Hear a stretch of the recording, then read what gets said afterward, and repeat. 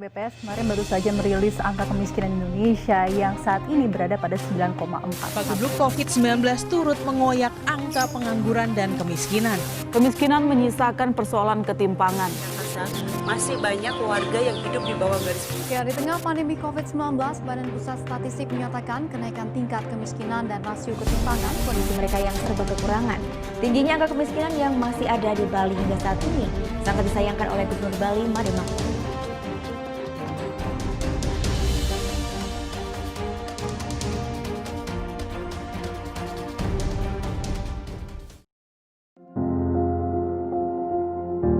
Padatnya penduduk di Indonesia menimbulkan banyak permasalahan sosial ekonomi, salah satunya masalah kemiskinan.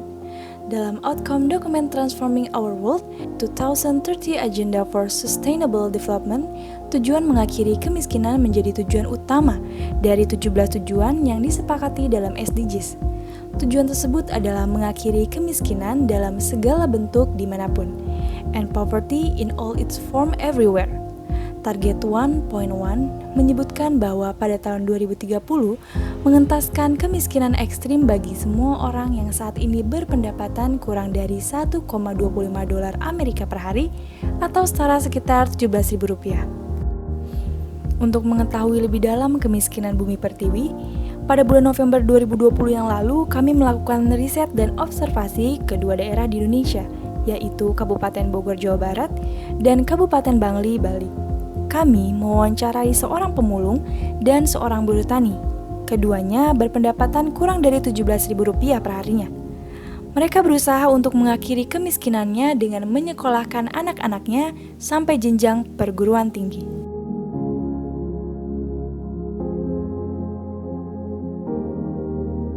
Kami mengikuti keseharian keluarga Ibu Imas di Dramaga, Kabupaten Bogor. Ibu 4 anak ini kini menjalani hidupnya menjadi pemulung bersama suaminya.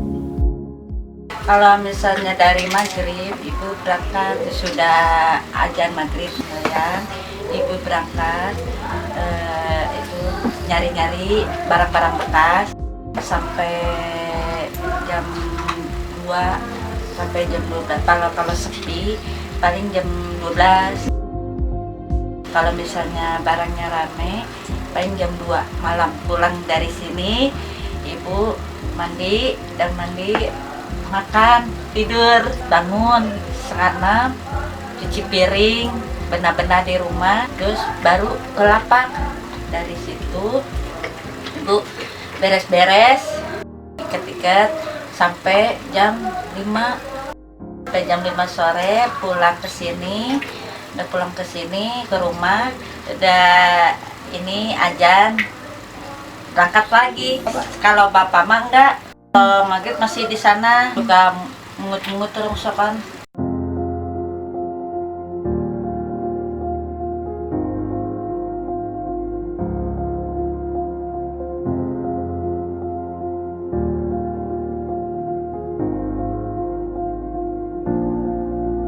Semuanya di sini ada 3, kalau ada 4 di Jakarta. Kasih ada tulang punggung, adek-adeknya dari mana tuh ibu? Kalau bukan dari anak ibu,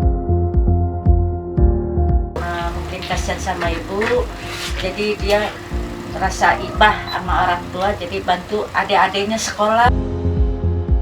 Ya biarlah ibunya bodoh, anaknya pintar. Tadinya kan sama ibu, dia bilang gini, "Ma, udah aja berhenti sekolah, jangan Ma, kakak kamu aja udah SMP." Sedih saya ibu, SMP, biarin, nah ikut-ikut mama ngurung. Kamu ngerti-ngertiin, kadang-kadang suka diejek orang, katanya mau aja hidup sama belatung. Biarlah hidup sama belatung, kata kakaknya. Kalau itunya mah katanya bau, kalau uangnya mah nggak bau, biarlah di mata orang jelek, yang penting di mata Allah harum. Itu kan dinasihatin tuh sama adik-adik sama kakaknya gitu.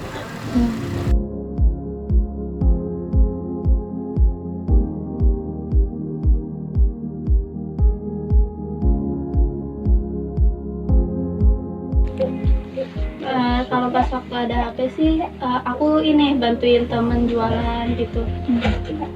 nanti tuh aku dapat uang buat bensin. Kadang juga suka kalau teman minta antar, aku antar.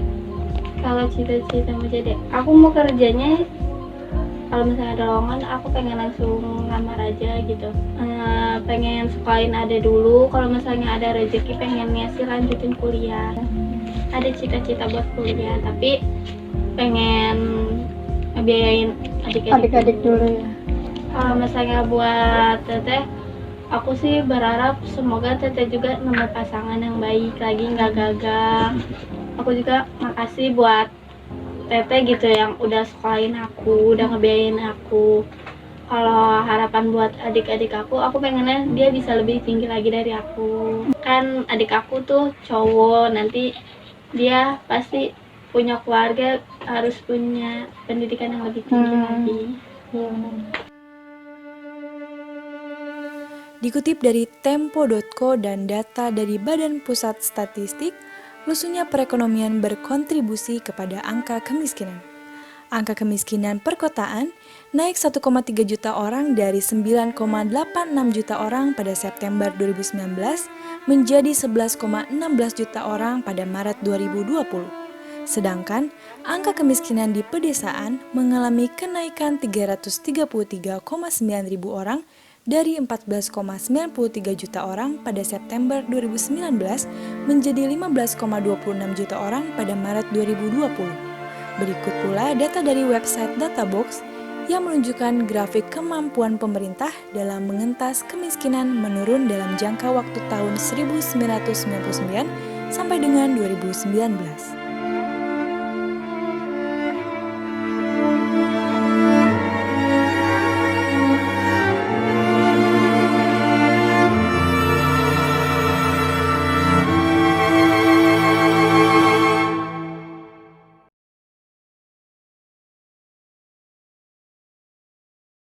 Kalau dari data sih rata-rata di sini buruh ya, buruh tanah. Kalau buruh harian gitu ya, tiap bulan itu dia dapat subsidi gitu. Berupa kayak pangan lah, kayak beras, telur, kayak buah-buahan ya gitu tuh tiap bulan. Sebelum Covid juga, dan itu mah emang tiap bulan dia dapat.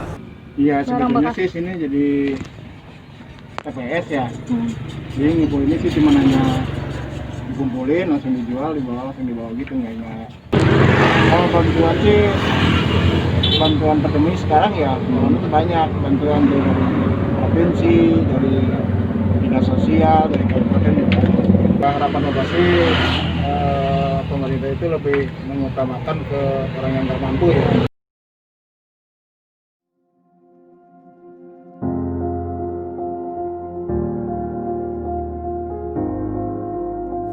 Memiliki kisah yang sama.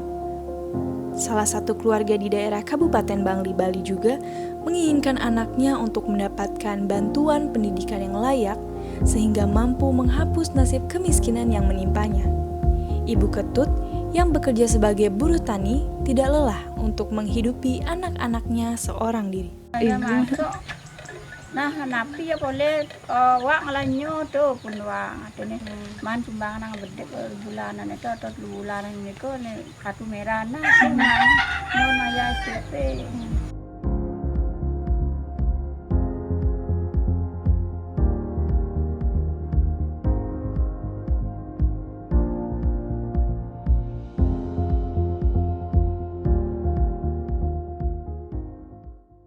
Masuk nggak semua anaknya? Masuk niku miskin masuk, aku kelas 1. Niki online kan gimana? Nggih online niku adik kan boleh, biasanya nak timpale boleh kan uang dari sekolah niku boleh biasanya. Tapi niki kok tan boleh di anak tiai. Halo adik, yen ada nih? Pematai guna. Ada guna kelas kude? Kelas 1 SD. Kelas 1 SD. Nanti cita-citanya jadi apa? Jadi pekerja di bengkel.